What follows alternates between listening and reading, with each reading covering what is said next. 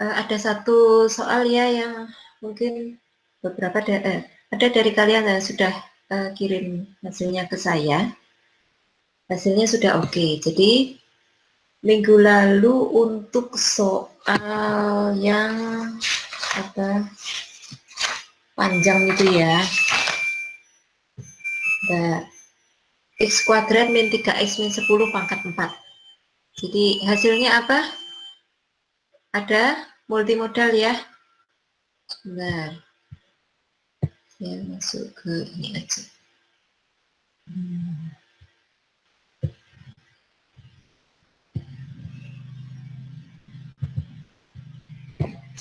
Oke. Jadi fungsinya adalah besar sekali.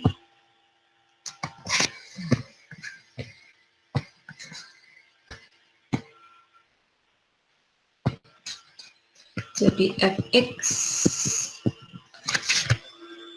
x kuadrat min 3x min 10 pangkat 4 ya.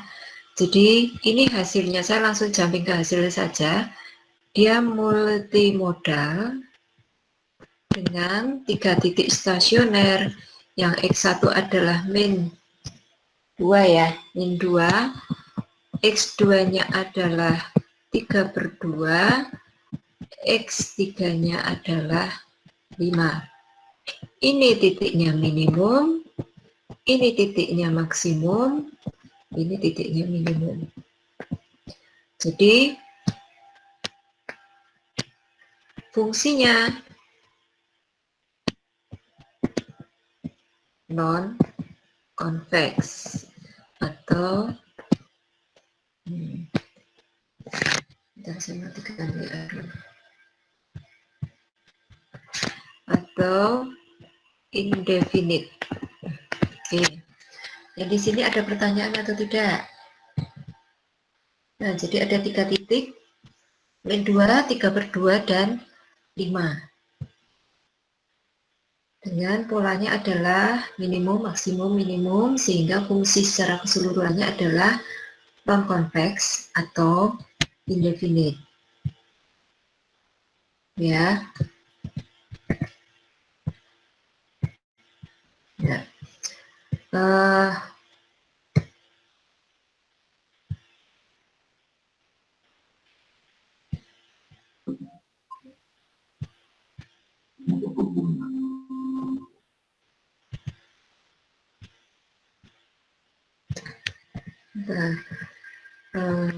Y-nya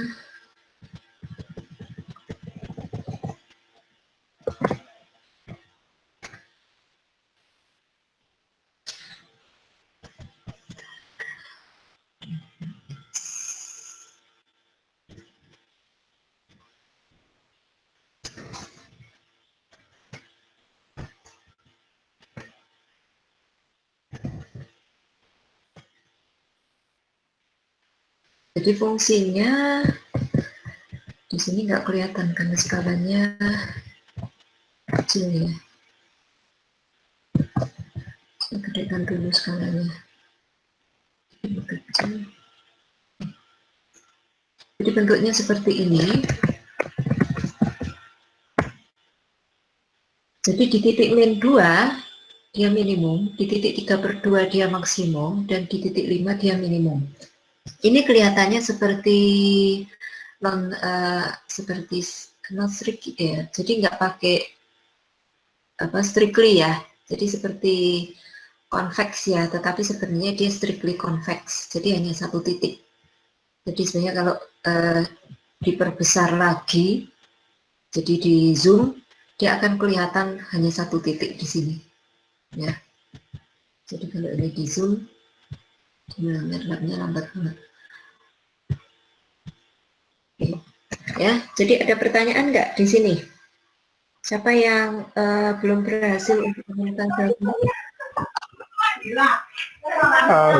Bu Ana, Ya. maaf mau nanya. Ya, silakan. Bukan kalau nggak salah kemarin buat X sama dengan 5 sama X sama dengan min 2, itu di turunan kedua kan masih 0 ya nilainya. Betul. Itu berarti emang harus diturunin dulu sampai dia nggak 0 ya? Betul. Ya, dia masih Oh, harus diturunkan. Jadi oke. saya mau sebentar. Saya akan balik ke apa coretan saya ya. Oke.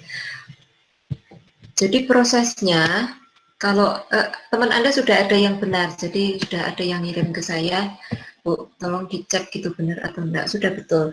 Jadi untuk yang apa khusus yang paling mudah adalah yang bagian tengah. Ini di turunan kedua, ini sudah langsung ketemu apa dia min max atau saddle yang di sini ya, yang di X2 sama dengan 3/2. Tapi untuk yang X1 dan X3 ini agak berbeda karena dia harus sampai turunan keempat. X1 dan dia harus sampai turunan keempat. X3 gitu ya. Baru ini ketemu dia min max atau saddle. Ya. Jadi di turunan ketiga itu masih 0 karena ada faktor yang membuat nilai min 2 dan 5 itu selalu 0. Jadi faktornya itu antara, jadi yang membuat faktornya 0 itu adalah ini. Kalau ini 2 ini adalah X kuadrat min 3 X min 10. Jadi faktor ini selalu membuat min 2 dan 5 itu selalu nilainya 0, sehingga dia harus diturunkan terus sampai ini hilang. Jadi yang tertinggal hanya nanti turunannya 2x min 3. Ini yang akan membuat dia tidak 0. Ya. Jadi kalau misalnya kalian nanti turunkan, ini yang membuat nilai min 2 dan 5 itu tidak akan sama dengan 0, sehingga akan ketemu dia min max atau saddle. Tapi ketika faktor yang atas ini masih selalu ada, dia akan selalu 0. Gitu ya. Nah, caranya bagaimana? Dengan perkalian derivatif ya. Jadi UV ya. UV derivatif turunan dari, sebentar ini saya turunkan ya. U aksen V ditambah V aksen U. Jadi menggunakan rumus turunan derivatif. Oke, ada pertanyaan? Ya, kalau nggak ada pertanyaan, saya akan lanjutkan ke multivariabel ya. Jadi saya masuk ke multivariabel.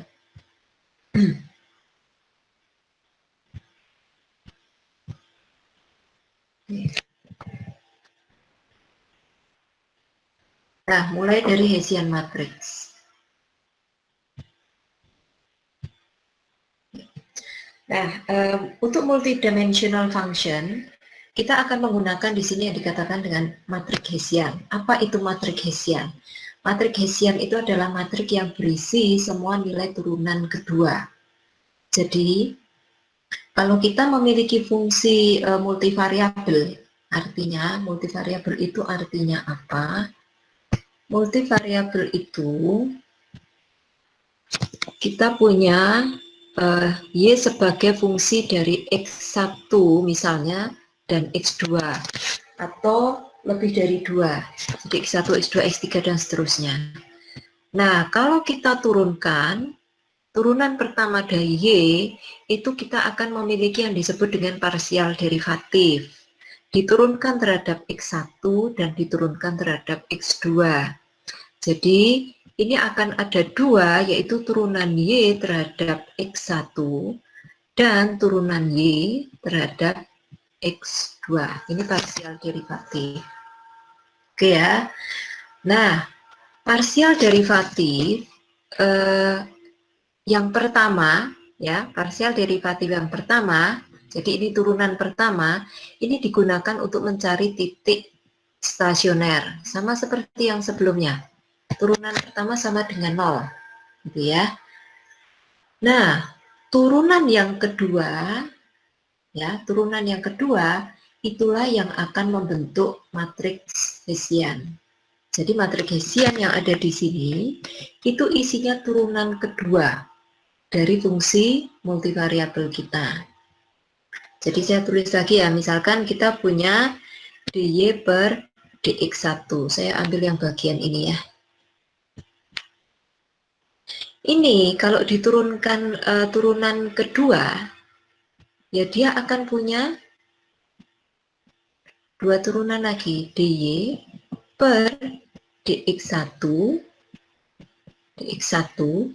dan dia diturunkan terhadap x2. Jadi kita akan punya untuk turunan pertama, itu kita turunkan lagi terhadap dua variabel kita, kalau kita punya dua variabel. Nah, sehingga kita akan punya matriksnya yang ini, atau saya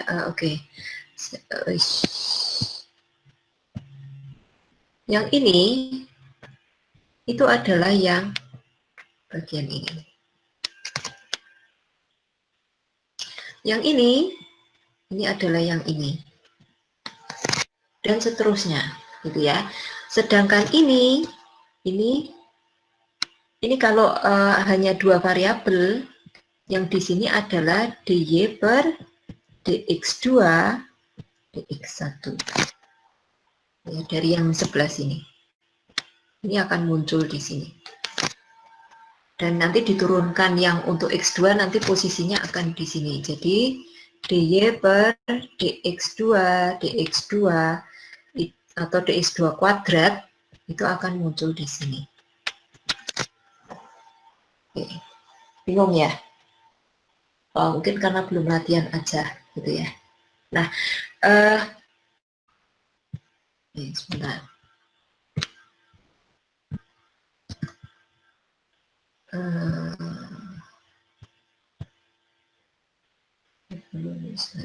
Saya akan berikan spare beberapa slide ya. Jadi kalau kita punya matriks Hessian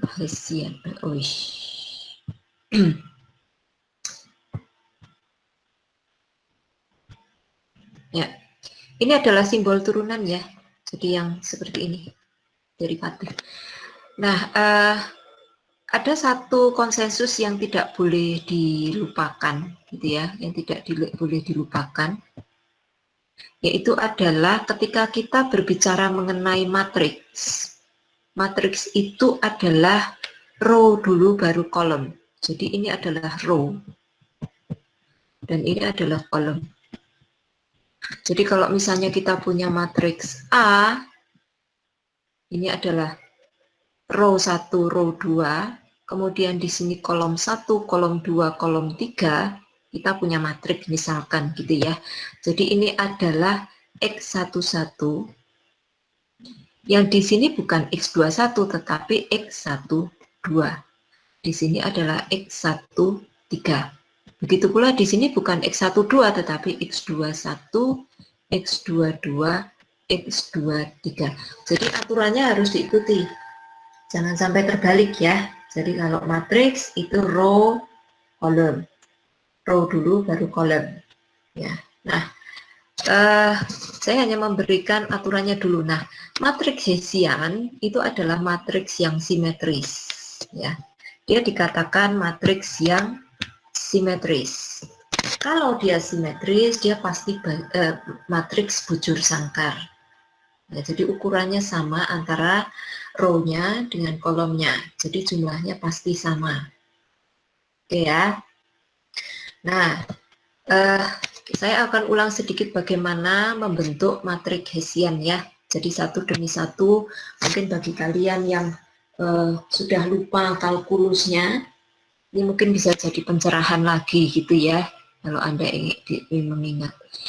Saya tuliskan lagi, Y adalah fungsi dari X1, X2, kan?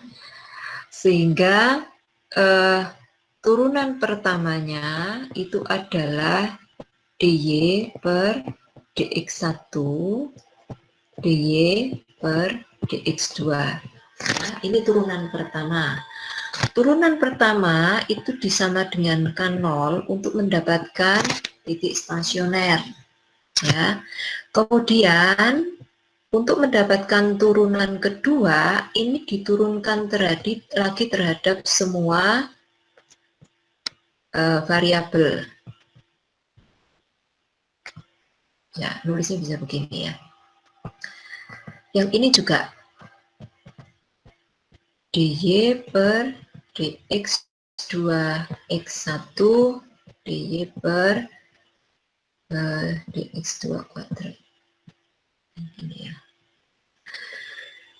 Nah, turunan kedua yang nanti masuk ke Hessian matrix itu akan kita olah untuk mencari apakah titik stasioner yang kita peroleh itu min max atau saddle. Jadi yang bagian ini kita ubah menjadi Hessian matrix. Jadi Hessian matrixnya adalah ini adalah variabel 1, variabel 2, ini variabel 1, ini variabel 2. Ini adalah dy per dx1 kuadrat, ini adalah dy per dx1, dx2, ini adalah dy per dx2, dx1, ini adalah dy per dx2 kuadrat. Nah, urutannya tidak boleh diubah. Jadi, kalau kita punya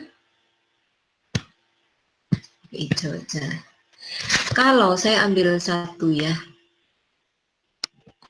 Kalau kita punya dy per dx1 dx2 itu artinya kita harus turunkan terhadap x1 dulu, baru terhadap x2. Jadi ini tidak sama dengan dy per dx2 dx1. Jadi hati-hati urutannya, tidak boleh dibalik. Ya.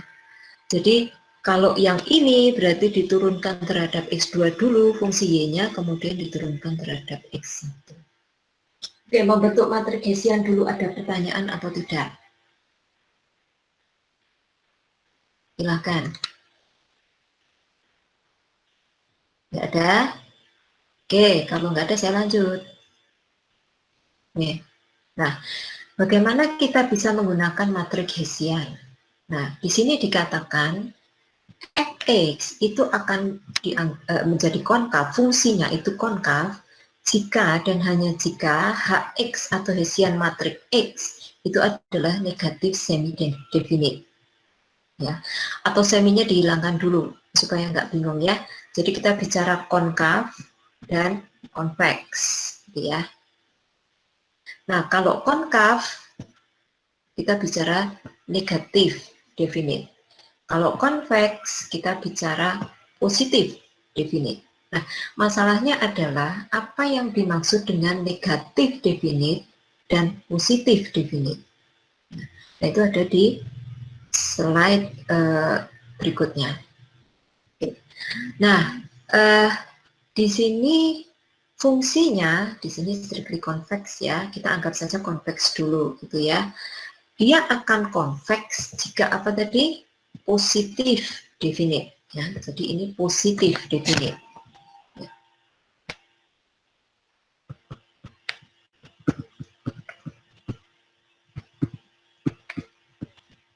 Jadi definisi dari positif definite atau positif semi definite katakanlah seperti itu ada syaratnya. 1. Semua diagonal elemen dari Hx. Jadi diagonalnya. Ya, jadi diagonalnya adalah diagonal dari kiri atas ke kanan bawah. Semua diagonal elemen dari Hx itu harus positif. Dan syarat kedua, determinan dari semua leading principle minornya itu harus positif. Apa itu leading principle minor? Jadi kalau kita punya matriks, ini ya, coba perhatikan yang M3 ini, ada matriks 3x3, leading principle minor yang pertama adalah ini. Leading principle minor kedua itu adalah ini. leading principal minor ketiga itu adalah matriks itu sendiri. Ya, karena dia punya 3 variabel. Ya.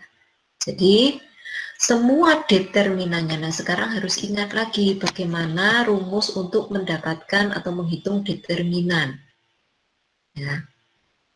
Determinan dari M1 jelas, ya nilai itu sendiri. Ya.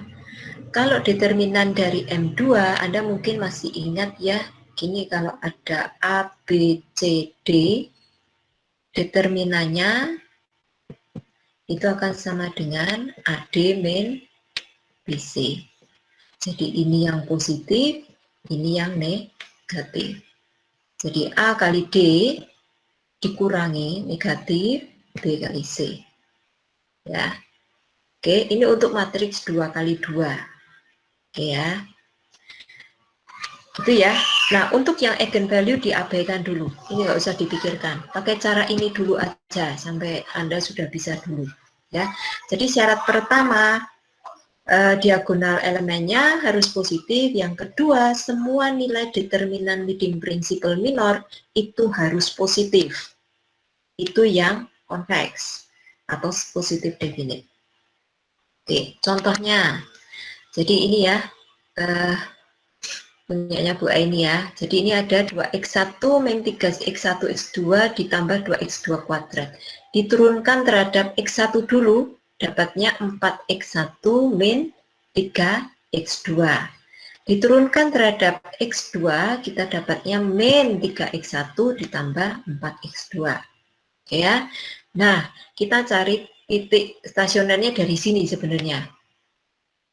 Kita sama dengan K0, kita akan dapatkan X1 dan X2. Ya, tapi di sini kita bicara Hessian dulu. Kita buat matriks Hessiannya.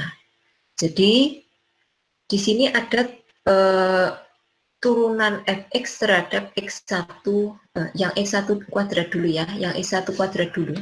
Jadi matriks yang ini x1 x1. Yang ini kita turunkan terhadap x1, kita dapat 4. Ya, kita masukkan ke sini. Oke. Kemudian untuk yang di bawah ini, ya, di bawah ini, jadi yang x2 terhadap x2 kuadrat, ya, di kanan bawah matriksnya, kita turunkan terhadap x2. Jadi kita dapatkan nilai 4 juga. Jadi ini masuk ke sini. Ya. Nah, yang di kanan atas dan kiri bawah, itu adalah diturunkan terhadap X1, X2, dan diturunkan terhadap X2, X1. Nilainya, kalau fungsi X1 diturunkan terhadap X2 itu min 3, tapi kemudian X2 diturunkan terhadap X1 itu adalah min 3. Nah, saya tadi bilang kan, ini sebenarnya belum tentu sama. Tapi untuk matriks Hessian, karena dia simetris, simetrisnya itu adalah terhadap diagonal. Jadi, dia simetris terhadap diagonal ini. Artinya apa? Yang sebelah kiri kanan atas dan kiri bawah, itu cerminannya. Itu spesial dari unik-uniknya matriks Hessian. Jadi kalau saya punya matriks 3 kali 3, misalnya ya, saya punya angka 4, 0, 2. Ya. Kemudian di sini ada min 2, kemudian, matriksnya sebentar, ini posisinya agak enggak. Oke. Saya punya nilai 4, 0, 2. Nah, di sini min 2, di sini min 1, di sini 5. Nah, cerminnya ada di sini. Kalau matriks Hessian, di sini pasti min 2, di sini pasti 5, di sini pasti min 1. Jadi kalau misalkan nanti kita membuat matriks Hessian, cek simetrinya. Kalau nilai yang di sini tidak sama dengan nilai di sini, atau yang lain ya, ini tidak sama dengan ini tidak sama ini, berarti matriks Hessiannya salah. Ya, karena matriks Hessian selalu simetris. Oke. Ya. Nah, ini contoh untuk yang konveks atau positif definite. Nah, setelah kita dapatkan Hessian matriksnya 4, 4, min 3, min 3 ya. Jadi ini 4, 4, min 3, min 3. Leading principal minornya berapa nih? Nah, ini kan baru Hessiannya dapat ya. Leading principal minornya 4. Kemudian yang M1. Yang M2 determinannya adalah ini dikali ini, jadi 16 dikurangi min 3 dikalikan min 3. Atau 16 dikurangi 9, 7. Jadi positif determinan, semua determinan leading principal minornya. Sehingga diagonalnya positif, semua leading principal minornya positif. Sehingga fungsinya adalah fungsi konveks. Ya, ini diabaikan dulu, nanti tidak tambah mumet.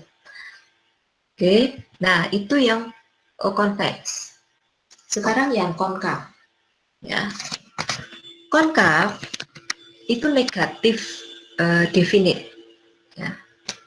Artinya semua diagonal elemen Hx harus negatif. Ya. Yang kedua, syarat determinannya itu harus bergantian antara yang genap dan yang ganjil. Determinan yang ganjil itu harus negatif. Determinan yang genap itu harus positif. Jadi kalau misalkan saya punya M11, M12, M21, M22, ini kan leading principal minor M1, itu kan M11 ya. Ini harus negatif nilainya. Yang M2 itu adalah yang M11 kali M22 dikurangi M21 dikalikan M12. Nah, ini nilainya harus positif. Kalau matriks 3 kali 3 juga sama, nanti leading principal minor ketiga harus negatif, leading principal minor keempat harus positif. Nah, itu syarat untuk konkav. Ya. Nah, ini ada fungsi. Nah, sekarang silahkan kalian coret-coret di buku kalian ya. Coba fungsi ini kalian buat matriks Hessiannya. Coba dicoret-coret di catatan kalian. Ini kalau nggak latihan, cuma dengerin nanti nggak terlatih. Nanti bingung kalau ngadepin soal. Oke, sekalian kalau misalkan ada yang ingin bertanya, silakan. Karena ini makin rumit.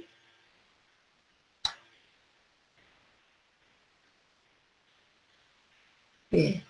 Min 2 X1 kuadrat, min 4 X2 kuadrat, ditambah 3X1 X2, ditambah 5X2, min 6.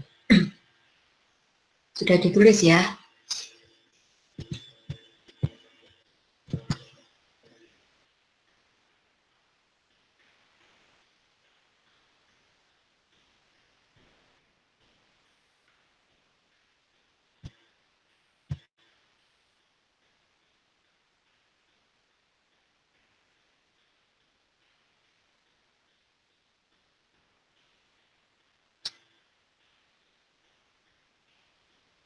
Yang sudah mungkin bisa sharing Hessiannya berapa?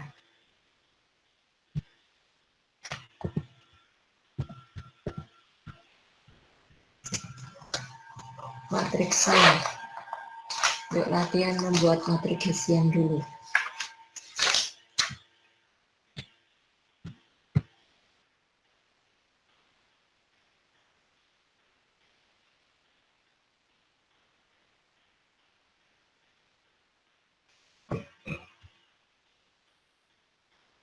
Semuanya kalau bisa ngerjakan ya.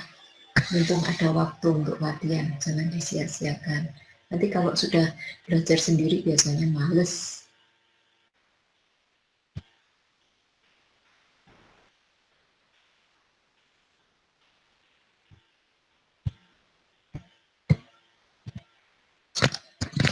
Ya sudah selesai, Hessiannya berapa?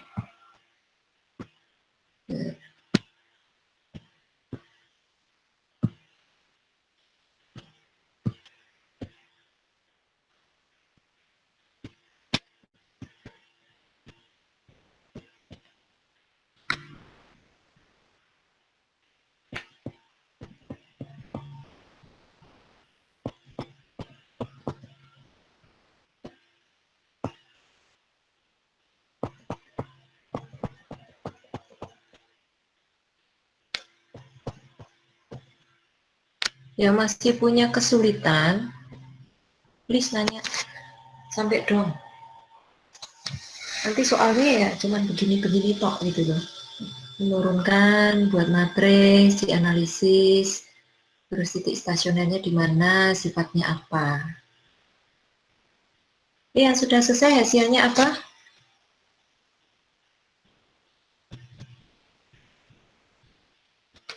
Ini matriks 2x2.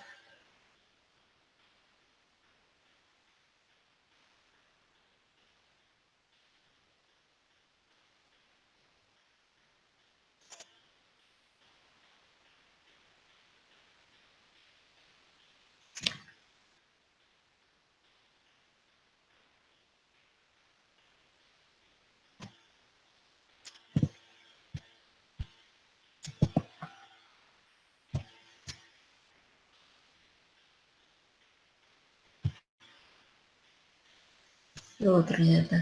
Saya tuh kalau pakai Google Meet itu, kalau sharing itu terus nggak bisa lihat chatnya. Jadi kalau ada yang bisa uh, sampaikan mungkin lebih enak ya. 4, 3, 3, -8. Oke. Ada yang masih punya kesulitan nggak mencari matriks Hessian? Siapa yang masih kesulitan? Tolong disampaikan. Ya, semuanya betul. Itu sudah matriks simetris dan hasilnya sama semua. Nah, bagi yang sudah mendapatkan matriks Hessian, langkah berikutnya tolong dicari titik stasionernya. Plus dengan analisis tadi, titik stasioner itu sifatnya apa? Ya, yang sudah dapatkan matriks Hessian untuk fungsi yang sama. Cari titik stasionernya, lalu sifat dari titik stasioner itu apa? Ya, yang sudah nanti bisa posting di chat juga. Yang kesulitan, please sekali lagi tanya ya, sampaikan.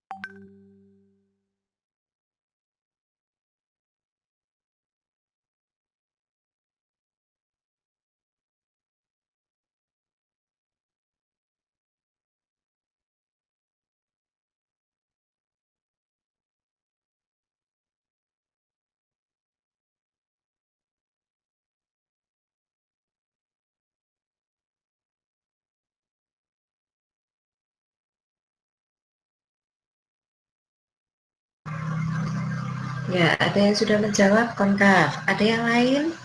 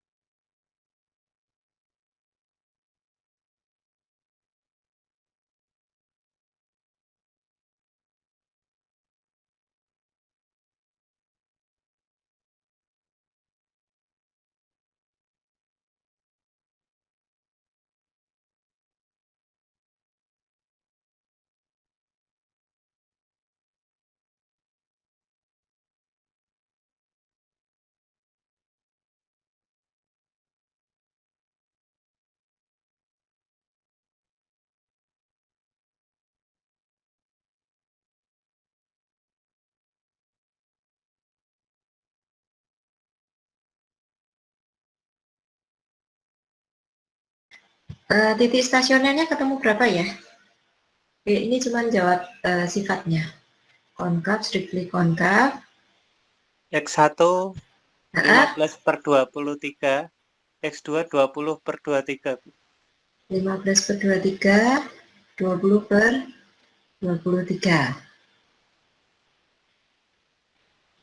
Oke.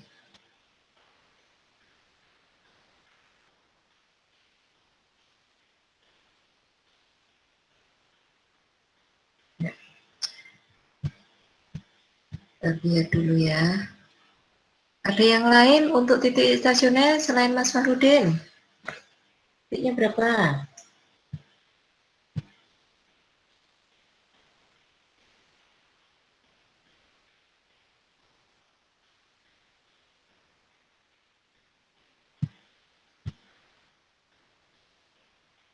Sama. Oke. Oke. Ada yang ingin menyampaikan kenapa dia konkav?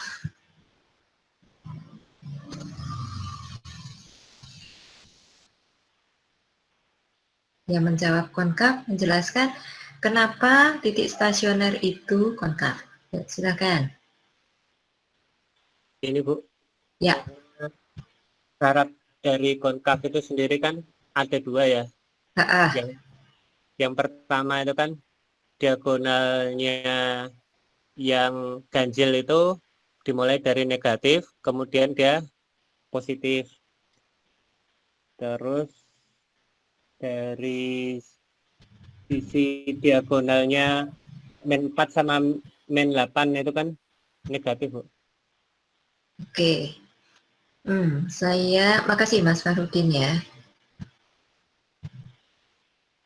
Ya. Kita lihat yang syarat konkav ya. Syarat konkav pertama apa? All diagonal element Hx must be negative. Determinan prinsipal minor, negatif kalau ganjil, positif kalau genap. Jadi yang negatif positif itu apanya? Determinan dari leading principal minornya. Jadi nilai diagonal itu tidak sama dengan nilai determinan. Jadi yang dimaksud diagonal elemen Hx ya diagonalnya. Jadi M11, M22 di sini. Gitu. Jadi kesimpulannya apa?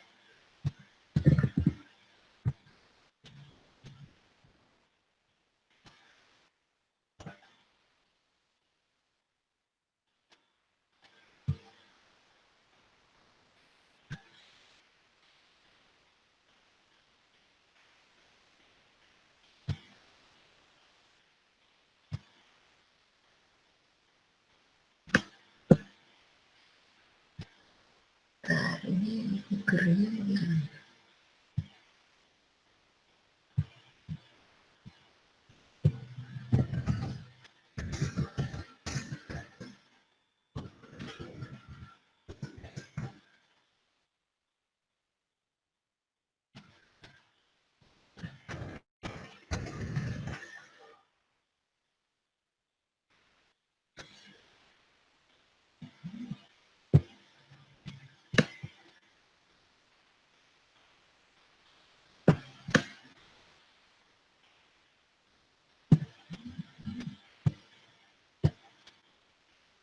Oke. Simpulannya tetap konkav.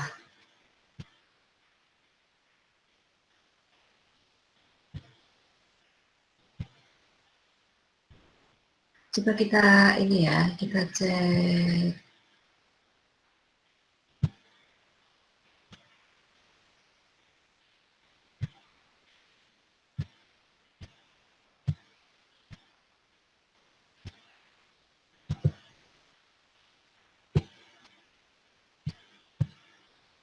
Nih, coba kita kerjakan satu-satu ya. Oke, nih, mungkin yang lain yang belum mengerjakan mungkin bingung ya. Jadi ini sama dengan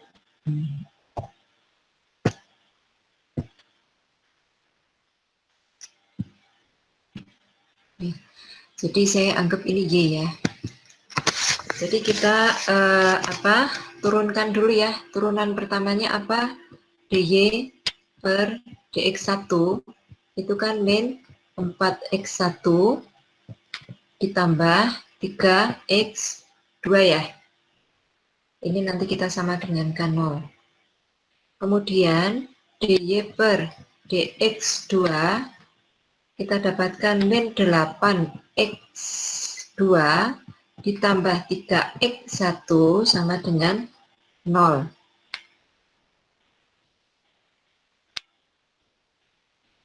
Itu ya. Nah, tambah 5. Oh iya, tambah 5.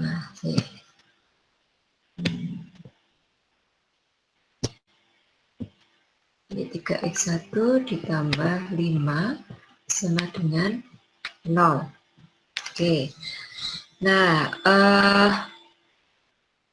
yang di sini yang mau diubah yang mana? Yang atas. Jadi X1 sama dengan 3/4 X2. Nah, oke lah. Kita masukkan ke sini ya, sehingga 8 X2 ditambah 3/4 X2 ditambah 5 sama dengan 0. Saya jamping aja dengan kesimpulannya karena sama. Jadi X2-nya berapa tadi ya?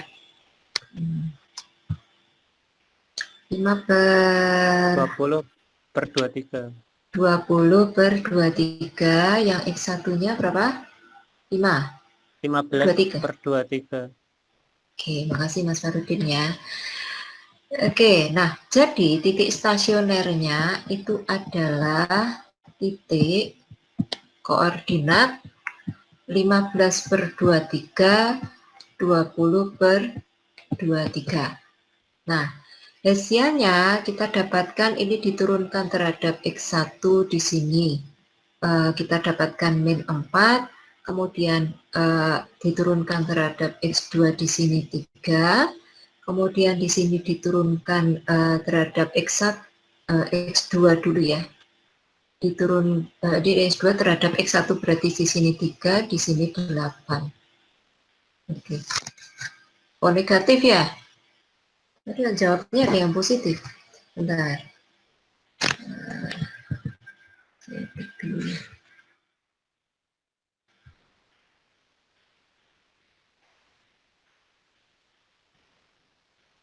Oh, nggak kelihatan tanda minnya. Oke, semuanya negatif, benar ya? Oke. Ya, tadi nggak kelihatan. Saya pikir min 4 dan 8. Oke, good. Berarti sudah bisa ya, semua ya? Jadi bentuk kurvanya memang konkav. Oke, step C.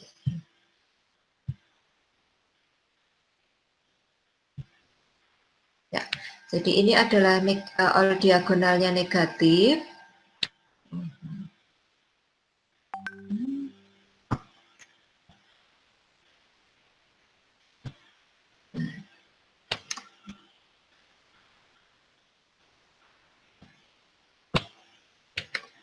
Jadi all diagonal itu negatif, leading principal determinan M1-nya adalah min 4, determinan leading principal 2-nya adalah 32 min 9, yaitu positif. Jadi ini adalah konkav. Oke.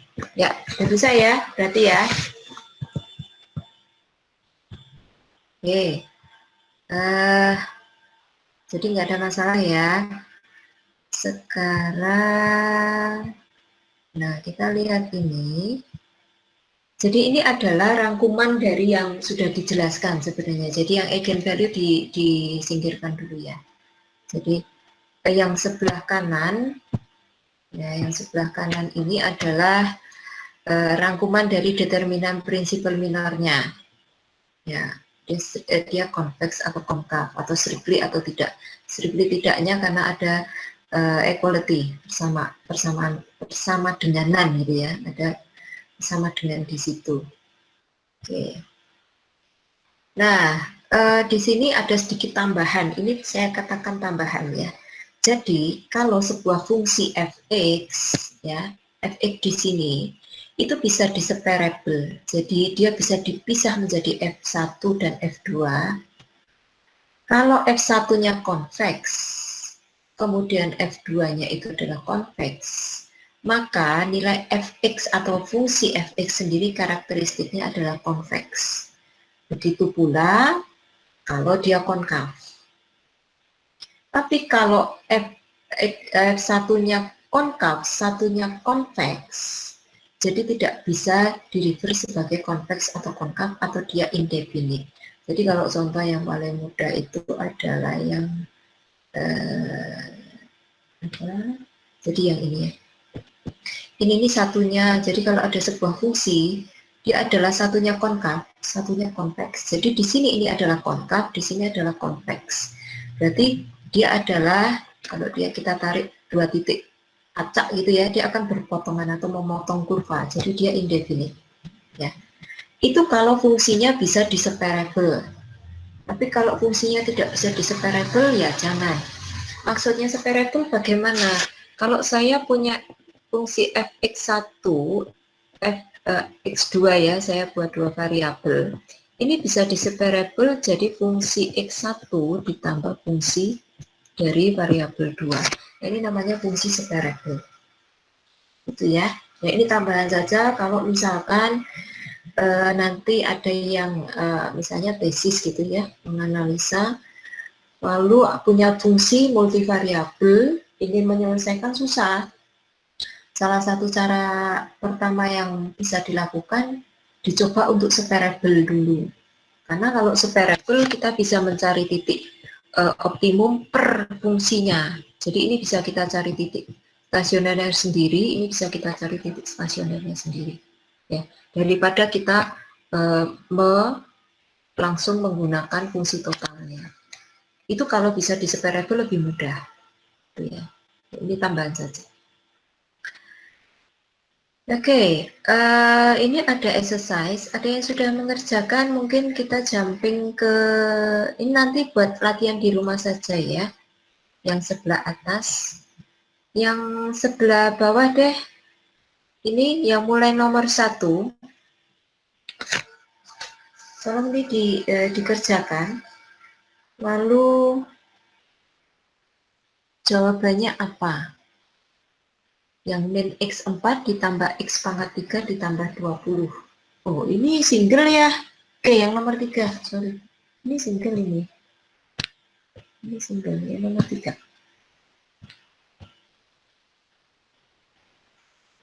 Yaitu fungsinya sederhana ya. Singkat. X1 kuadrat dikurangi 8x1 x2 ditambah x2 kuadrat. Sudah ditulis ya. Silakan dikerjakan. Lalu titik stasionernya apa? Lalu sifat dari titik stasionernya apa?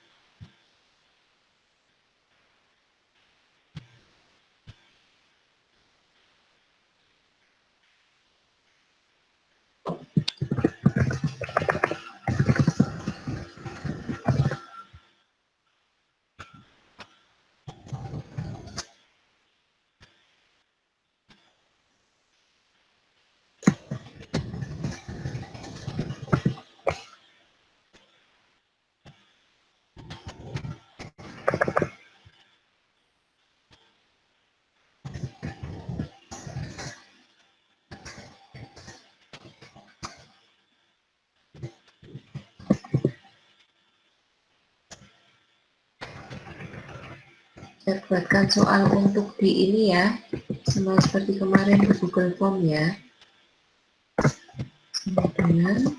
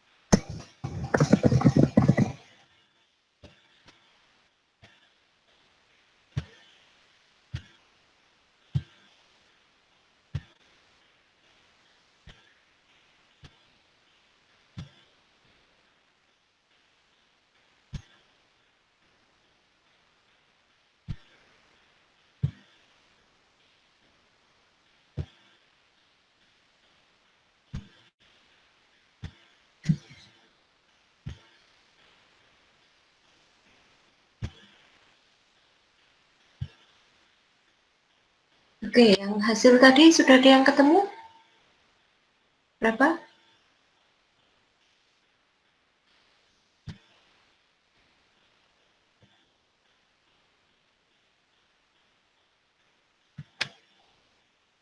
Jadi kalau poinnya, Bu, Boleh ya, berapa? 0 sama 0. 0 dan 0. Jadi titiknya 0, 0 ya. Lalu sifatnya apa, Mas?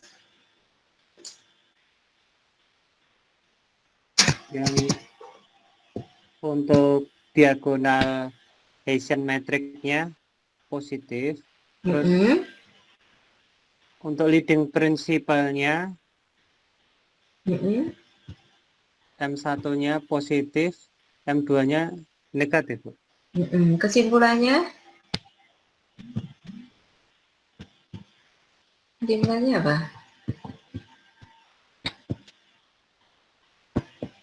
Kesimpulannya indefinite atau saddle. Itu ya,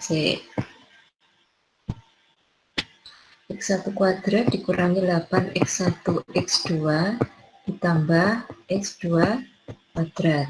Kita turunkan ya, ini Y supaya mudah. dy dy per dx1 berapa? 2 x1 min 8 x2 dy per dx2 sama dengan min 8 x1 ditambah 2 x2. Ini kita dapat x1 sama dengan 4 x2.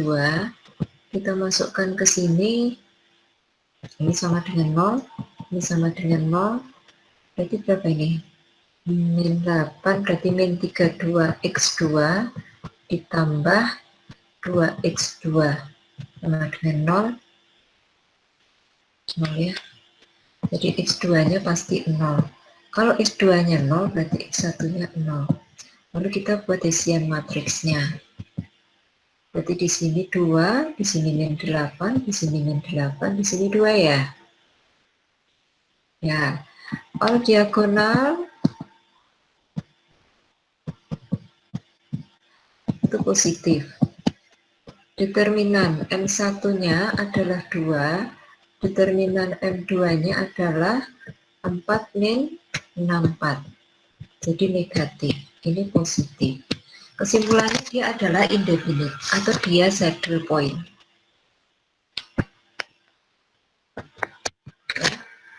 Jadi kalau misalnya tidak memenuhi syarat konkav atau konveks, berarti dia titiknya adalah saddle.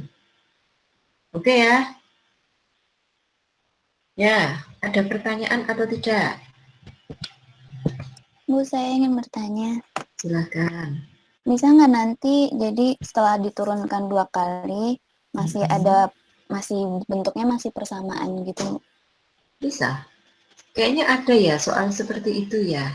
Saya nyoba-nyoba di soal yang exercise 1 nomor 2 itu, Bu.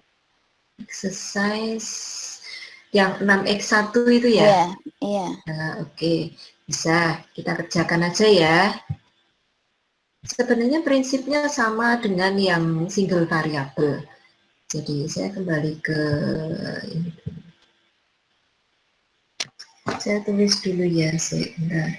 6x1 kuadrat ditambah x2 pangkat 3 ditambah 6x1 x2 ditambah 3x2 kuadrat. Oke.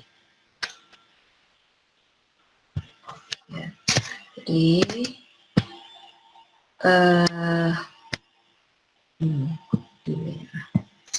y-nya sama dengan 6x1 kuadrat ditambah x2 pangkat 3, karena dia pangkat 3 ya, jadi nanti bentuknya fungsi nanti. x1, x2 ditambah 3x2 kuadrat.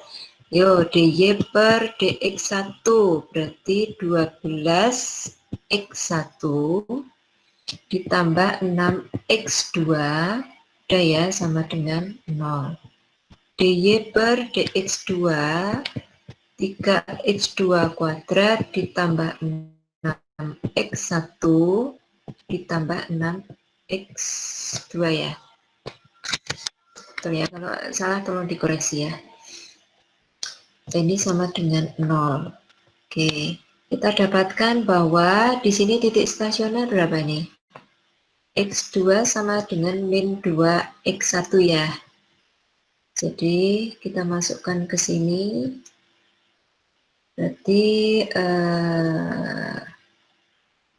ini kalau kita coret kan kita dapatkan x2 kuadrat ditambah 2x1 ditambah 2x2 sama dengan 0. Jadi x2-nya kita masukkan, berarti ini 4x1 kuadrat ditambah 2x1 ditambah, dikurangi.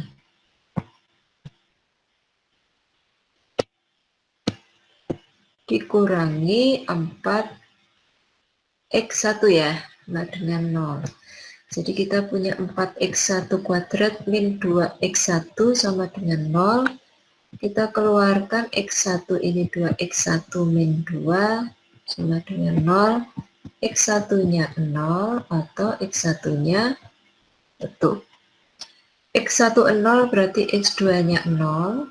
Kalau X1-nya 1 berarti X2-nya adalah min 2. Ya. Benar enggak Mbak Lintang ya tadi ya? Sama enggak Iya, Bu. titik? Sama ya. Nah sekarang kita buat hesiannya. Ini adalah 12, di sini adalah 6, di sini diturunkan terhadap X1 berarti di sini 6, di sini adalah 6x2 ditambah 6. Itu ya. Nah, kalau begini, sifat titik stasionernya apa? Ya dimasukkan saja. Sama dengan konsepnya single variable. Untuk titik stasioner 0,0, nilai hesiannya berapa? Nilai hesiannya adalah 12, 6, 6, 6. Ini adalah positif, diagonalnya positif. Determinan M1-nya positif. Determinan M2-nya berapa nih? 72 dikurangi 36, positif. Sehingga ini adalah titik minimum. Lalu kita masukkan titik stasioner 1, min 2. Hesiannya menjadi 12, 6, 6. X2-nya min 2, berarti di sini min 6. Kan? Kalau kita melihat diagonalnya sendiri sudah ada positif dan negatif, tidak positif semua atau tidak negatif semua, otomatis ini saddle. Ini. Itu Mbak Linta menjawab ya? Ya, Bu. Terima kasih. Sama-sama. Oke, ada pertanyaan?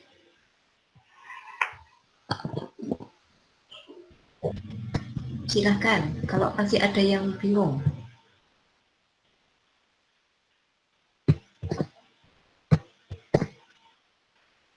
Kalau nggak ada, saya pengen cek nih sudah pada dong atau belum, gitu ya. Sama seperti biasanya, saya akan berikan link Google Form. Ini bukan kuis ya, jadi jangan khawatir untuk nilainya jelek gara-gara ini, enggak. Yang saya inginkan adalah Anda jujur gitu loh, maksudnya taruh aja nilainya berapa gitu. Anda bisa nggak bisa taruh nilainya, supaya saya tahu kalian itu dong atau enggak gitu loh, ya. Oke. Saya akan taruh linknya di sini. Silahkan dikerjakan seperti biasa. Ada satu soal, cari titik stasionernya, lalu sifatnya apa. Iya, langsung dikerjakan aja.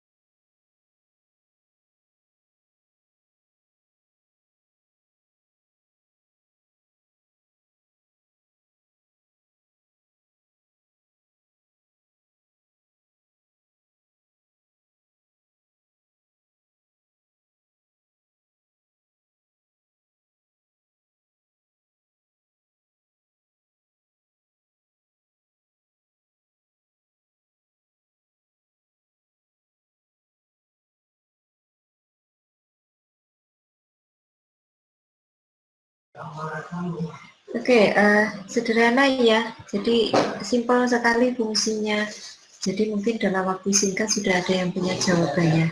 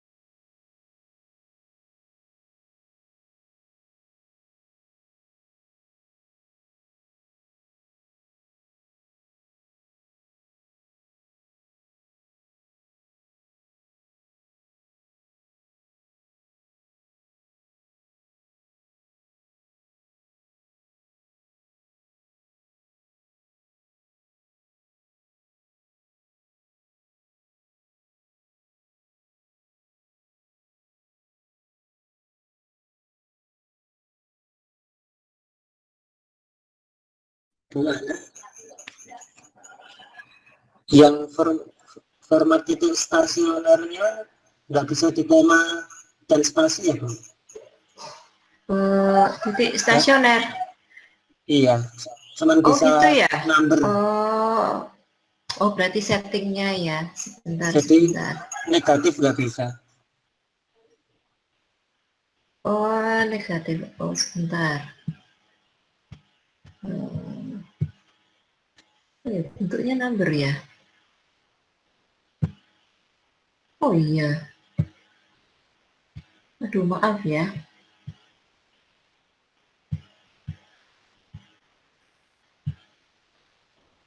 Oke.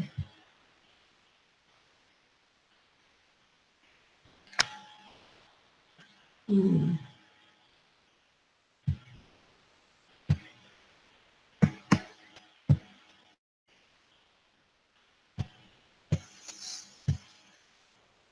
Oke, linknya sama nggak ya? Coba yang ini ya. Sudah bisa belum? Ini kadang lupa ngeset.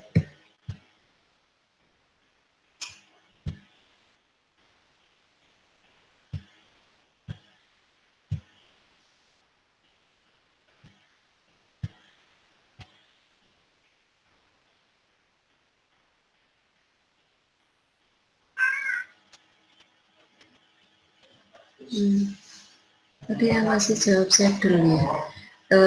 Oke, ada yang sekonten sudah dibawa satu poin minimum. Yang link yang sudah saya berikan sudah bisa diketik belum?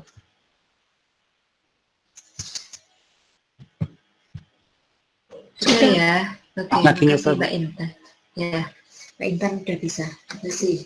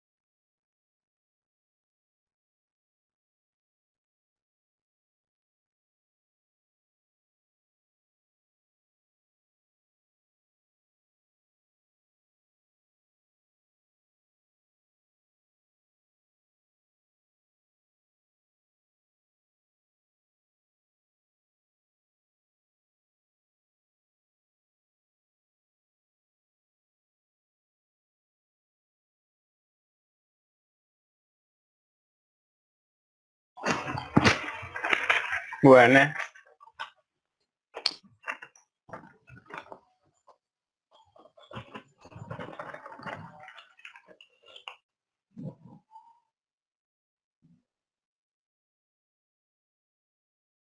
Sudah ada 14 respons, masih kurang separuh ya.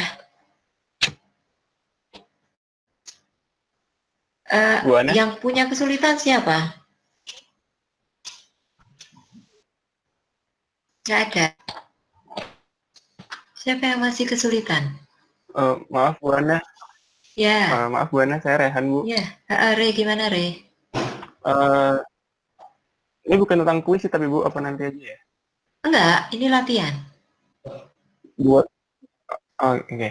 Gimana? Ini Bu, buat latihan yang kontes, yang tadi di mana? Suaramu putus-putus Di ya Re? PPT itu Bu.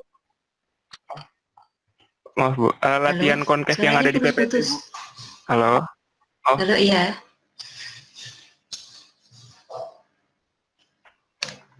Gimana? Halo Bu, udah Iya. jelas belum ya Bu? Udah. Di latihan kontes yang di PPT yang min 2x1 kuadrat itu. Yang min 2. Yang tadi jawabannya strictly concave itu Bu. Yang dibahas tadi ya? Itu saya boleh tahu. Ya, itu titik stasionernya kan tadi 15 per 23,20/23 ya Bu. Nah itu sifat titik stasionernya apa ya Bu? Sifatnya maksimum. Maksimum ya? Dia titik maksimum sehingga fungsinya, fungsi Y-nya atau fungsi fx1 x2-nya itu konkav. Oke. Gimana? Saya tunjukin lagi Po, hitungannya tadi ya. Ya, ini tadi hitungannya. Jadi diagonalnya semua negatif, determinan satunya min 4, hidden principle minor keduanya kan 32 min 9, jadi positif. Jadi bergantian, odd-nya negatif, even-nya positif. Jadi dia konkav. Oke. Gimana? Berarti jawabannya emang maksimum. Oh iya benar. Jawabannya maksimum. Saya sudah cek gambarnya juga dia maksimum. Enggak, soalnya kan kalau yang di sufficient condition itu, yang extreme point, kalau nggak salah kan tulisannya cuman kalau Hx-nya positif, dia minimum, kalau Hx-nya negatif, dia maksimum. Yang mana ya? Yang extreme point, Bu. Extreme point. Enggak, ini slide-nya. Di slide extreme point kalau nggak salah. Extreme. Mungkin di bawah, Bu. Ini? Setelah yang memisah. Bawah lagi, Bu. Ini? Bu. Ini? Bukan, bawah lagi. Bawah lagi? Oh, nggak ada, atas lah. Nggak ada, habis. Oh. Yang tentang konkav ini. Lo nggak tahu PPT yang mana? PPT-nya Bu Aini juga? Iya, enggak, mungkin saya salah baca. Coba dicek dulu PPT-nya sama atau enggak.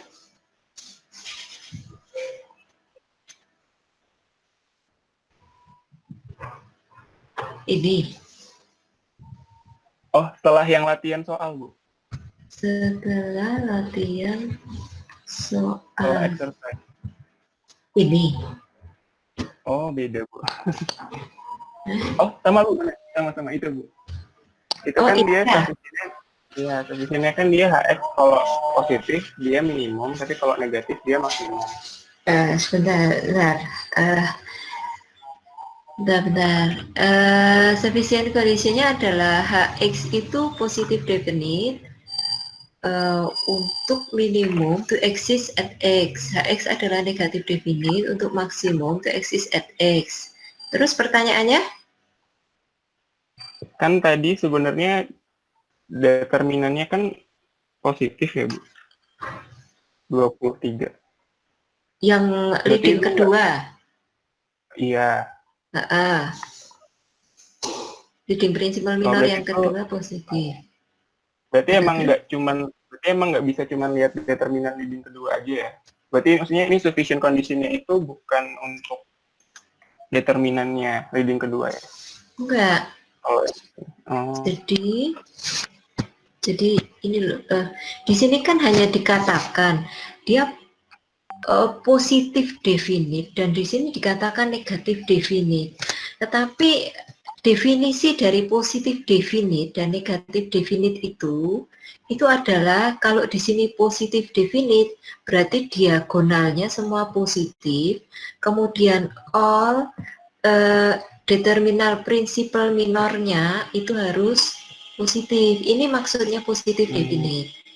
Yang negatif juga, ini artinya definisinya diagonalnya negatif, determinan MI-nya bisa negatif, bisa positif, tergantung I-nya itu odd atau even. Nah, ini definisinya. Oh, begitu. Ya memang ini dulu waktu saya pertama ngajar itu juga membingungkan. Jadi yang dimaksud positif apakah artinya semuanya nilainya positif? Enggak. Jadi definisinya dulu. Gitu. Oke, Bu. Gitu ya. Terima kasih, Bu. Oke. Oke. Bu, Ya, silahkan. yang slide tadi. Oh, yang slide tadi. Mau nanya. Nanya apa, Mas? Itu bisa Bentar, ini masuk. Mas Farudin, suaranya nggak kedengeran. Iya Bu, halo. Ya, gimana Mas? Jadi misal diagonalnya semua negatif, Ah, positif Bu. Tapi ya. yang determinan M1-nya itu positif, negatif, atau negatif positif. Nah itu berarti bukan positif definite dan bukan negatif definite. Jadi gimana Bu? Ya dia saddle. Jadi dia indefinite. Intinya kalau dia tidak memenuhi syarat dari positif atau negatif definite, ini kan slide ini. Kalau dia tidak memenuhi syarat syarat positif definite atau syarat negatif definite, dia akan masuk ke indefinite. Sehingga titik stasioner yang dimaksud adalah saddle. Dia tidak minimum, tidak maksimum. Gitu. Nah, syarat ini harus dipenuhi dulu. Kalau salah satu aja itu tidak terpenuhi, berarti dia tidak bisa masuk sebagai kategori positif definite atau negatif definite kalau syaratnya di bawah ini. Kira-kira begitu, Mas Farudin? Atau yang dimaksud lain? Iya Bu, terima kasih. Ya, oke. Bu Kalau Ana masih, mau konfirmasi ya, lagi, Bu. ya, Re. Berarti tadi bisa dibilang kalau grafiknya convex, dia mesti positif, Konkav, mesti dia minimum. Bentar.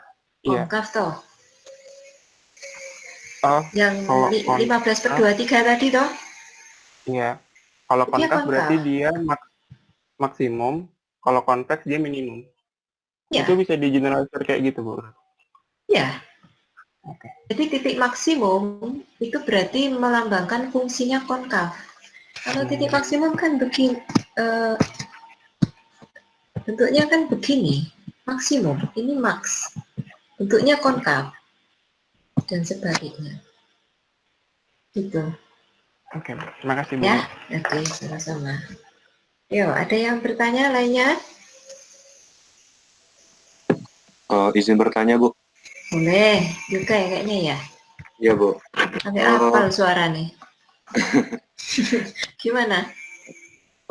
Masih agak bingung, Bu, bedain antara strictly convex sama convex misalnya, terus sama yang kayak positif definite sama positif indefinite, positif semi definite itu bedanya gimana, Bu? Ya, itu masalah strict dan tidaknya. Sebenarnya konsepnya itu sama dengan yang awal.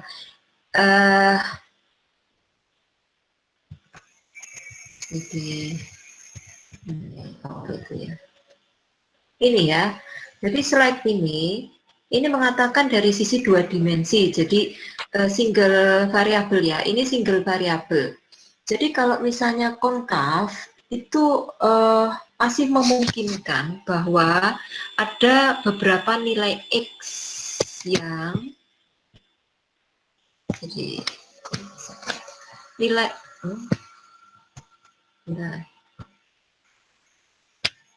nilai X yang memiliki nilai fungsi yang sama. Tapi kalau strictly itu hanya satu titik optimum itu hanya berpasangan dengan satu nilai X. Jadi bentuk grafiknya itu benar-benar lancip. Gitu loh. Kalau soal yang tadi yang untuk PR kemarin, jadi kan tadi kan bentuknya kan sebentar. Yang tadi saya tunjukkan di MATLAB itu ya, itu kan bentuknya seperti ini ya. Jadi ini kesannya seperti konveks ya, kesannya seperti konveks. Tapi ketika ini saya zoom in ya, itu bentuknya itu begini, lancip gini loh. Jadi dia hanya satu titik minimum. Gitu. Jadi ini adalah strictly. Tapi kalau nanti bentuknya adalah jadi satu nilai optimum itu ada beberapa nilai X. Jadi artinya secara matematika dia ada nilai sama dengan nolnya, gitu ya. Untuk turunan keduanya, ini turunan kedua ya. Untuk turunan keduanya sama dengan nol, dia tidak strictly. Jadi tidak masih ada pasangan lain antara titik optimum dengan titik X-nya. Gitu. Kalau yang multivariabel, kalau yang 3 dimensi itu bentuknya jadi begini ya, gambarnya. Nah, kalau yang ini tadi kan bentuknya begini ya. Kalau yang 3 dimensi itu misalnya begini. Jadi ini ada titik optimum yang membuat dia itu punya area di sini, satu titik optimum, tetapi dia punya beberapa nilai X1, X2 yang berbeda, gitu ya. Jadi satu nilai fungsi X1, X2 itu misalnya ada satu nilai A, tapi ini dicapai oleh beberapa nilai X1, X1, 2, X2, X1-nya itu ada beberapa, dan X2-nya ada beberapa. Jadi bentuknya lebih kayak flat, gitu, tapi tidak lancip. Itu sih sebenarnya bedanya antara strictly dengan tidak. Jadi secara fungsi, gitu ya. Kalau secara aplikasi mungkin saya belum bisa ngasih contohnya ya, karena saat ini kita masih belajar basic untuk menyelesaikan fungsi. Nah, sebenarnya tadi sih saya sempat berpikir sama seperti semester sebelumnya, ini untuk apa sih kita belajar seperti ini? Dan nanti akan saya bawa ke soal cerita. Jadi soal cerita ini nanti masuknya ke modeling. Jadi semester sebelumnya juga sama. Saya sebenarnya minta ke teman-teman yang semester sebelumnya untuk membuat soal, tapi soalnya itu aplikatif. Jadi misalnya membentuk ukuran tangki, ukuran tangkinya punya spesifikasi tertentu. Nah itu membuat model optimasinya seperti apa. Nah seperti itu. Cuman saat ini kita masih mencoba belajar untuk menyelesaikan fungsi dulu. Tapi kembali ke tadi, itu gambaran sedikit tentang konkav strictly dan tidak ya. Kira-kira gimana Yoga? Terima kasih Bu. Tapi kalau berdasarkan grafis kan mungkin bisa langsung tahu Bu itu concave atau strictly Iya. concave. Tapi kalau berdasarkan hitung-hitungan yang kayak Hessian, matrik Hessian tadi itu apakah bisa langsung diketahui nggak ya Bu? Untuk yang Hessian tadi ya. Coba kita lihat dulu ya fungsinya ya. Fungsi yang tadi, oke, di sini kan cuma ada satu titik ya. Ya, misalnya ya, ini, oke, ini kan ada satu titik. Ini ada satu titik ya, satu titik dengan satu titik optimum, artinya satu titik optimum, tapi nilai X1 dan X2-nya ya hanya ini dan ini. Jadi dia hanya punya satu pasangan. Nah, kalau seperti ini dia strictly. Jadi dugaan saya sih sebenarnya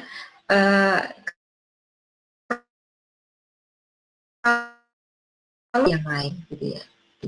Kalau mau ngecek sebenarnya begini, ya mungkin tidak eksplisit ya. Jadi kita kan punya titik stasioner ini ya, kita masukkan titik ini ke sini. Jadi, ya.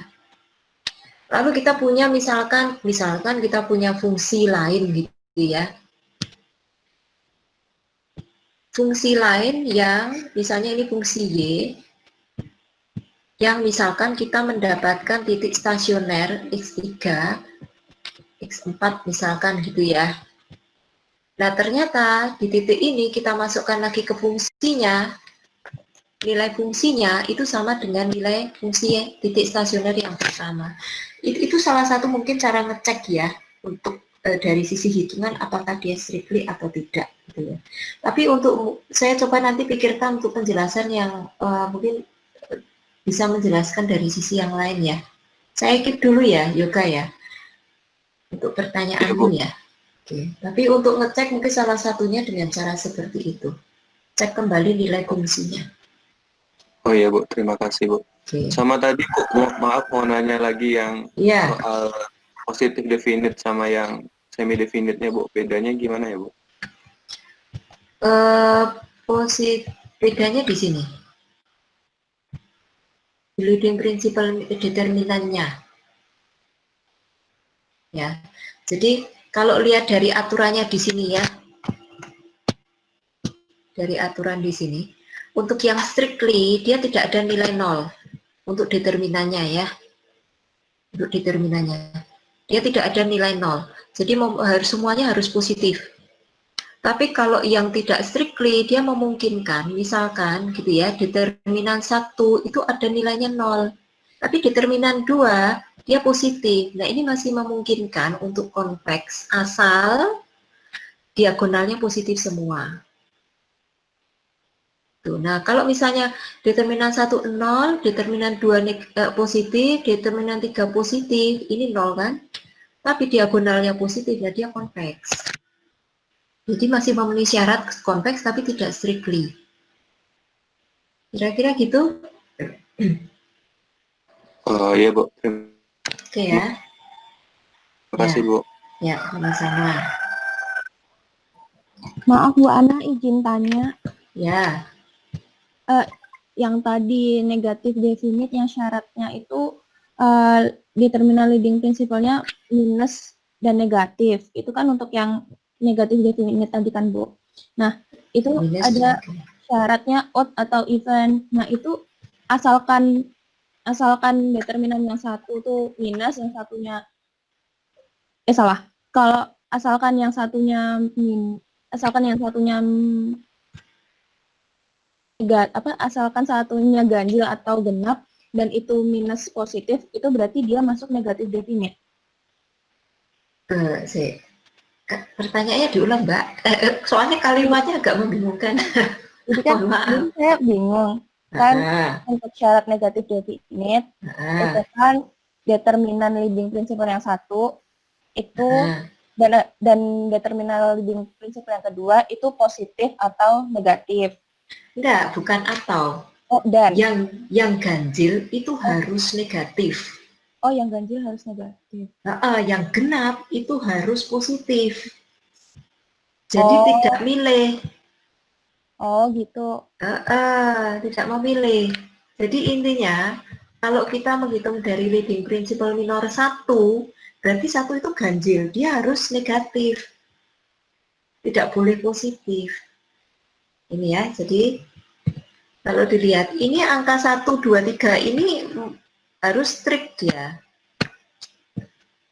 Sifatnya kaku ya, jadi ini berarti yang leading principle minor 1, ini leading principle minor 2. Jadi tidak boleh dibolak-balik.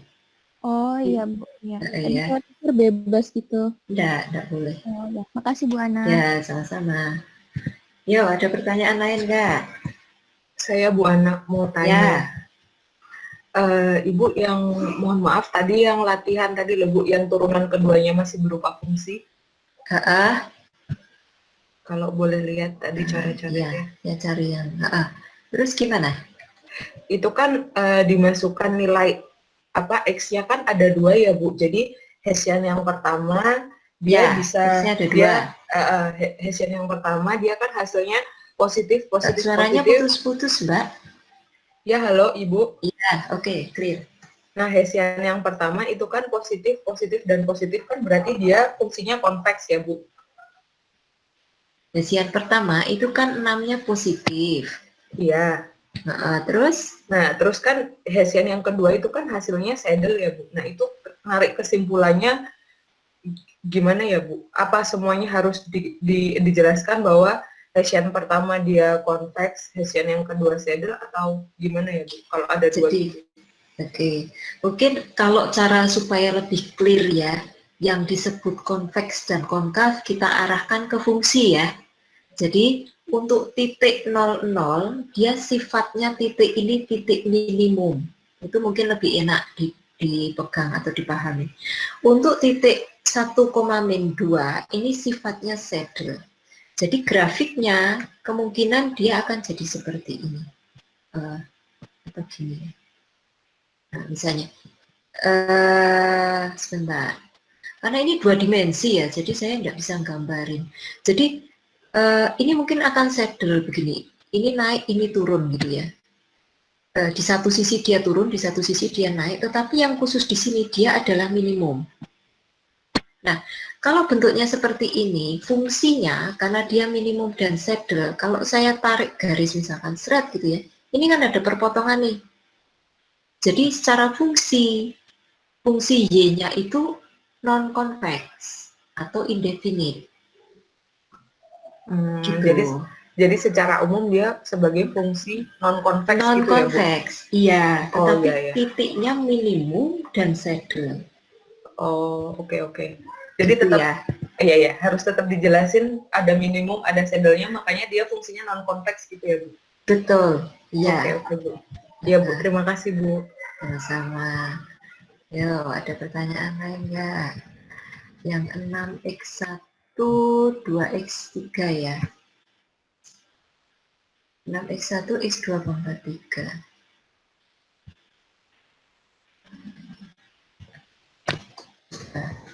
Saya coba.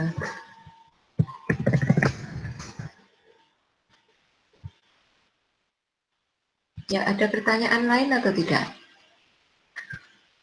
Ini saya nggak tahu MATLAB saya kok lambat sekali ya. Oke, sambil nunggu MATLAB-nya.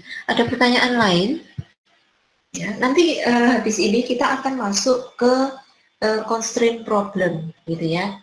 Nah, konsep untuk single variable, multi variable ini nanti kita bawa. Jadi kalau Anda sudah fasih dengan hitungan seperti ini, nanti akan kita bawa masuk ke constraint problem, lalu kita belajar bagaimana mengubah constraint problem menjadi unconstrained problem, yaitu nanti dengan Lagrange. Nah, konsep ini jangan dilupakan ya, karena ini basic sekali. Oke, ada pertanyaan?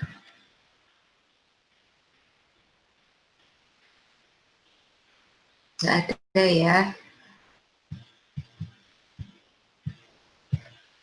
Oke. Kalau nggak ada, kita lihat slide-nya dulu. Habis ini, kita sudah masuk ke constraint problem. Saya jelaskan sedikit ya. Jadi constraint problem, Anda kalau sudah kenal dengan model-model linear programming atau non-linear, intinya dia punya objective function, dia punya constraint. Nah, kalau ada constraint, fungsi constraint dia dikatakan secara keseluruhan constraint problem atau permasalahan dengan batasan. Nah, bagaimana cara menyelesaikan constraint problem? Ada banyak cara. Salah satunya adalah dengan fungsi Lagrange. Nah, apa yang dimaksud dengan fungsi Lagrange? Fungsi Lagrange ini sebenarnya fungsi yang mengubah atau fungsi yang mencakup fungsi batasan di dalam constraint problem sehingga secara keseluruhan menjadi unconstrained problem. Jadi fungsi-fungsi constraint-nya itu diubah, dimasukkan ke objective function supaya menjadi unconstrained. Jadi constraint-nya jadi hilang. Gitu ya. Jadi saya berikan sedikit gambaran di sini. Nah, constraint problem yang kemudian kita selesaikan dengan Lagrange, ini bentuknya ya. Jadi minimize fx ini adalah fungsi constraint. Minimize fx dia subject to berarti dia punya constraint equality dan dia punya constraint unequality. Gitu ya. Jadi kalau fungsinya equality kita punya fungsi HIX ya. Jadi HIX ini berarti ada beberapa fungsi equality. Jadi misalnya saya punya fungsi H1X-nya itu sama dengan X1 ditambah X2 sama dengan 0. Fungsi H2-nya itu adalah 2X1 ditambah 3X2 sama dengan 0. Nah, ini ada dua fungsi equality. Begitu pula yang inequality. Nah, ini adalah bentuk umum dari constraint problem. Nah, pertanyaannya di sini, does the theory of unconstrained optimization apply for constraint problem? Nah, apakah teori unconstrained optimisasi itu bisa digunakan untuk menyelesaikan masalah-masalah dengan fungsi batasan? Nah, di sini dikenalkan yang namanya Lagrange. Fungsi Lagrange lebih tepatnya, atau di sini Anda lihat ada L. L dengan beberapa variabel di dalamnya, ini multivariabel. Jadi kalau misalkan Anda sudah belajar multivariabel, sudah mudah memahami fungsi Lagrange. Gitu ya. Jadi di dalam slide-nya Bu Aini, yang di sini, itu dibagi menjadi dua. Penjelasan pertama itu adalah Lagrange, fungsi Lagrange untuk equality. Jadi dijelaskan nanti satu persatu. Untuk equality dulu, gimana cara menyelesaikannya. Lalu yang untuk inequality, bagaimana cara menyelesaikannya atau mengubahnya ke fungsi Lagrange. Kalau yang equality nanti jadinya di sini. Yang inequality atau unequal itu masuknya ke sini. Sehingga yang tadinya itu ada fungsi sendiri-sendiri, objective function sendiri, constraint sendiri, itu jadi satu fungsi. Tidak terpisah-pisah. Inilah yang disebut dengan fungsi Lagrange. Gitu ya. Jadi ini mungkin sedikit pengantar untuk minggu depan. Jadi minggu depan saya akan jelaskan bagaimana menggunakan fungsi Lagrange. Nah, mungkin sedikit catatan. Yang ada di slide-nya Bu Nur Aini, itu konsepnya agak berbeda hitungannya atau cara menghitungnya dengan referensi. Jadi kalau Anda sudah pernah membaca referensi, biasanya menggunakan simbol lambda untuk Lagrange multiplier-nya. Itu pakai simbol lambda. Tapi tempatnya Bu Aini, di sini menggunakan simbol WI dan U, J, W dan U. Jadi jangan bingung. Caranya sedikit beda, tetapi hasilnya sama. Ya, jadi nanti kalau ada yang membaca buku-buku optimasi atau manajemen science, loh ini kok satunya lambda ya, di slide-nya Bu ini nggak pakai lambda, sama caranya sebenarnya. Hasilnya sama. Caranya sedikit more or less ya nggak sepenuhnya sama ya kira-kira, tapi ada overlapnya. Kira-kira begitu. Jadi Anda silahkan baca dulu ya, apa itu fungsi Lagrange. Lalu kalau yang sudah pernah diberikan slide-nya Bu Aini, nanti bisa dibaca selanjutnya bagaimana cara menggunakan fungsi Lagrange ini untuk menyelesaikan persamaan. Jadi ini ada yang sampai dengan inequality. Minggu depan saya jelaskan. Oke, jadi minggu depan jadwalnya adalah fungsi Lagrange. Gitu ya.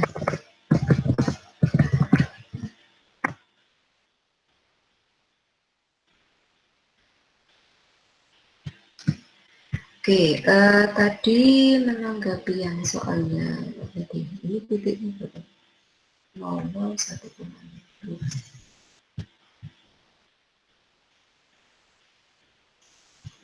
Saya mungkin tunjukkan sedikit ya tadi yang ditanyakan. Windows. Ya, kelihatan ya gambar networknya. Ini tadi saya tunggu running ini. Untuk yang fungsi ada 2 titik tadi. Yang Hessiannya ada fungsinya 1 plus 6, 1 min 6. Titik stasionernya kan 00 dan 1, min 2. Ini MATLAB saya agak lambat, jadi saya tidak bisa dengan mudah untuk menggerakkan. Ya. Nah, di titik 00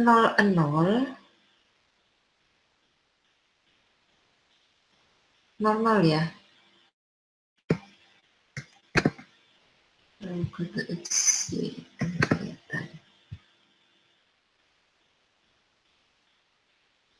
Ya, sebenarnya di titik 00 dia minimum, kalau nggak salah ya tadi. Ya, tadi minimum ya. Kemudian di titik 1, min 2 min 2. Jadi di sekitar area ini, kalau Anda lihat bentuk grafiknya atau surface-nya, kurvanya itu satunya itu melengkung konkav. Tapi di sebelah sini, dia melengkung konveks. Jadi ini fungsi saddle. Ya, jadi saya sedikit memberikan gambaran fungsi saddle. Dan ini ada di titik 1, min 2 tadi. Di sini 1 ya, 1 di sini min 2. Jadi di titik ini, ya. Ini melambangkan fungsi saddle. Jadi gambaran fungsi saddle itu seperti ini. Yang titik 00 dia naik semua. Di sini naik, di sini juga naik. Sehingga dia fungsinya minimum. Kira-kira gitu ya tadi gambarannya untuk fungsi yang tadi ada 2 titik. 1 minimum, 1 saddle. Oke, ada pertanyaan? Lain? Nggak ada? Kalau nggak ada, kuliah sampai di sini dulu ya hari ini. Jadi disiapkan minggu depan, kalau Anda sudah punya belajar Lagrange, punya pertanyaan, kita diskusikan minggu depan. Ya. Kalau minggu depan bisa saya rapel semua Lagrange, nanti minggu depannya lagi kita bisa latihan soal, dan kalau kalian menghendaki, saya akan adakan kuis. Tuh.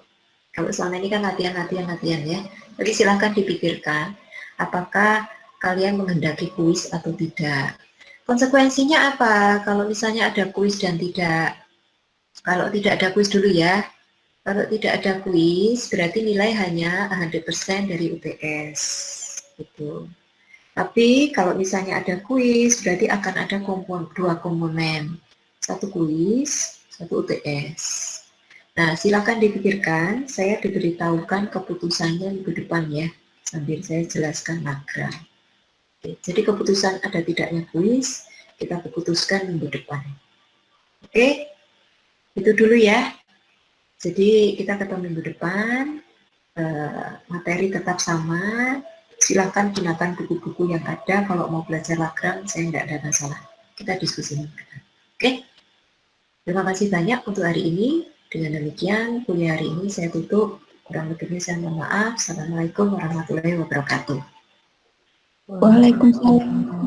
Terima kasih. Nanti, Bu. Terima kasih, Bu.